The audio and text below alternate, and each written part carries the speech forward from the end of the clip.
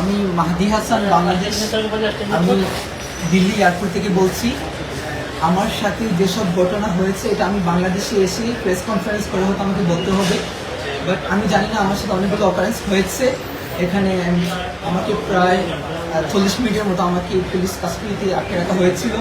আমাকে খুবই বাজে আমার সাথে অ্যাপ্রোচ করা হয়েছে এবং তারা আমাকে জেলে দিতে চেয়েছিল। আই ডোন্ট নো আমি কী করেছি।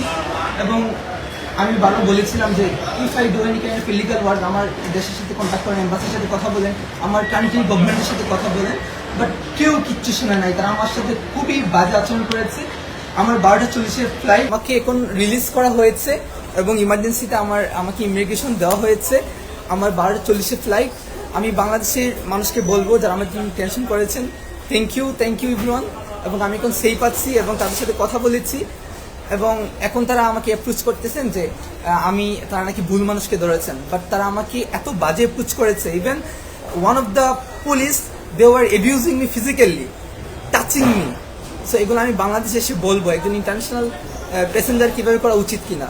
So thank you, I am safe now. এবং তারা আমাকে যে অ্যাপ্রোচ করেছিল যে আমি এসআই সন্তোষকে কিল করেছি, এজন্য আমার মোবাইলকে even as I international passenger তারা কি আমার প্রাইভেসি চেক করতে পারে?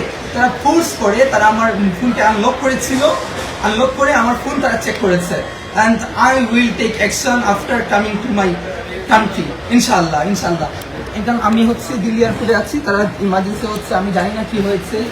হয়তো আমার দেশ আমাকে সহযোগিতা করেছে, আমাকে তারা ইমিগ্রেশন করিয়েছে এবং বলেছে আমার জন্য ফ্লাইট ওয়েট করছে। তো আমি গেলে পর তারা কী করবে। তো থ্যাংক ইউ বাংলাদেশ। এবং আমার এডমিনদেরকে বলবো প্লিজ এটা কি ডাউনলোড করে যেন আমরা রাখি, কারণ আমি জানি না আমার সাথে কি হতে চলেছে।